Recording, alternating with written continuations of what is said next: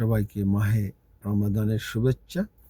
আজ ইংল্যান্ডের রোজার দ্বিতীয় দিন চলছে। সরকার, বাংলাদেশের নতুন সরকার ঘোষণা দিয়েছে যে 5 কোটি ফ্যামিলিকে ফ্যামিলি কার্ড দিবে, মানে ইকোনমিক সাপোর্টের জন্য। তো আমাদের সুবিধাহীন জনগণের প্রত্যাশা, আশা হলো সরকার প্রতিটি ফ্যামিলি কার্ডে অ্যাটলিস্ট যেন 10,000 টাকা করে দেয়। 2-2.5 হাজার টাকা প্রতিটি ফ্যামিলি কার্ডে দিয়ে জনগণের তেমন কোনো উপকার আসবে না। উপকার আসবে এটা একেবারেই নগণ্য, মানে একেবারেই উল্লেখ করার মতো কোনো উপকার হবে না।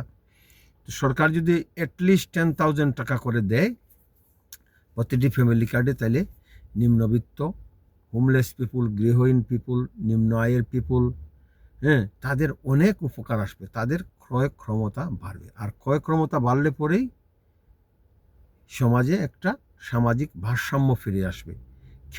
কেউ খাবে তা হবে না, এই কথাটা আর মানে আমাদের আর শুনতে হবে না।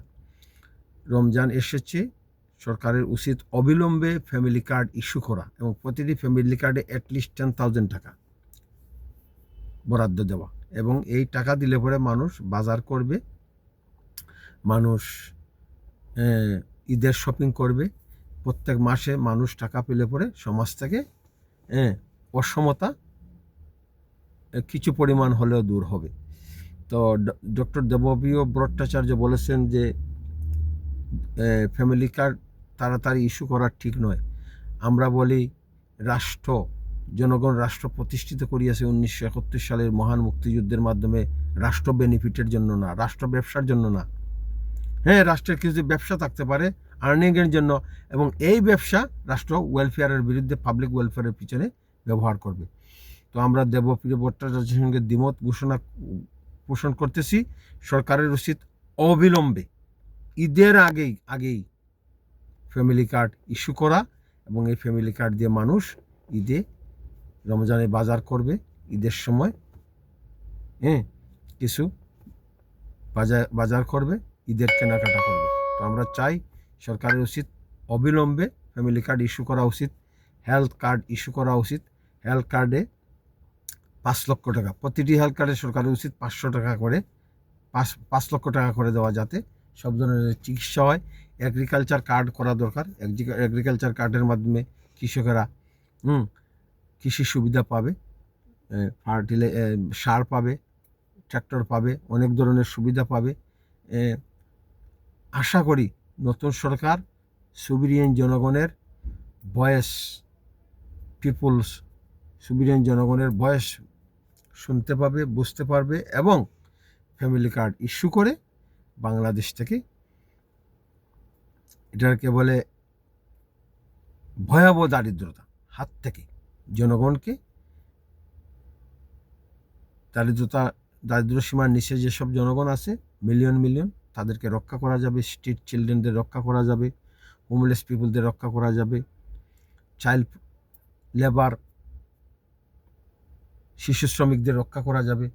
আমরা যদি ফ্যামিলি কার্ড পাই, তাহলে যেসব ফ্যামিলির শিশুরা দারিদ্রতা কালে স্কুলে না গিয়ে রিক্সা চালাচ্ছে, তারা রিক্সা চালাবে না, ইটের বাটায় কাজ করবে না।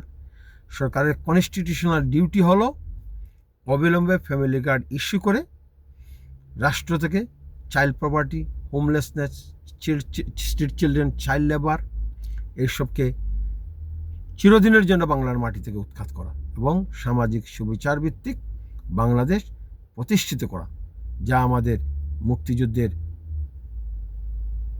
চেতনা ছিল, যে আমরা বাংলাদেশে সামাজিক সুবিচার প্রতিষ্ঠা করব।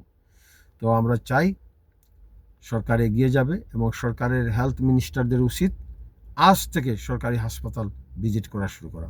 গভর্নমেন্ট হাসপাতাল, জেলা উপজেলা হাসপাতাল, যদি কোনো মন্ত্রী এমপি রেগুলার তদারকি করে হাসপাতাল জনগণকে স্বাস্থ্যসেবা দিতে বাধ্য, আমাদের প্রত্যেক কনস্টিটিউয়েন্সির এমপিরা যদি প্রতিদিন, সপ্তাহে অন্তত 2 দিন হাসপাতাল ভিজিট করেন, আমাদের মৌলভীবাজারের এমপি নাসির রহমান যদি সপ্তাহে 2 দিন তিনি হাসপাতাল ভিজিট করেন, মৌলভীবাজারের জেলা হাসপাতাল, মৌলভীবাজারের উপজেলা হাসপাতাল, রাজনগর উপজেলা হাসপাতাল জনগণকে সেবা দিতে বাধ্য। আমরা চাই আমাদের জনপ্রতিনিধিরা এসি রুম থেকে বের হয়ে নির্বাচনী ক্যাম্পেইনের মতো নির্বাচিত হওয়ার পর ইলেকশনের পরও তারা মাঠে ঘাটে ঘুরে বেড়াবেন, হাসপাতাল ভিজিট করবেন, ল্যান্ড অফিস ভিজিট করবেন, পুলিশ স্টেশন ভিজিট করবেন, শিক্ষা অফিস ভিজিট করবেন, পুলিশ স্টেশন ভিজিট করবেন, দেখবেন সার্বভৌম জনগণ এখানে কোনো হয়রানির শিকার হচ্ছে কিনা। হলে পরে তৎক্ষণাৎ এই প্রজাতন্ত্রের করাপ্ট সিভিল সার্ভেন্টদের তিনি মানে শাস্তির মুখোমুখি করবেন, বিচারের মুখোমুখি করবেন, দুদকের হাতে তুলে দিবেন। তো আমরা চাই নতুন সরকার অবিলম্বে ফ্যামিলি কার্ড ইস্যু করুক। জয় বাংলা।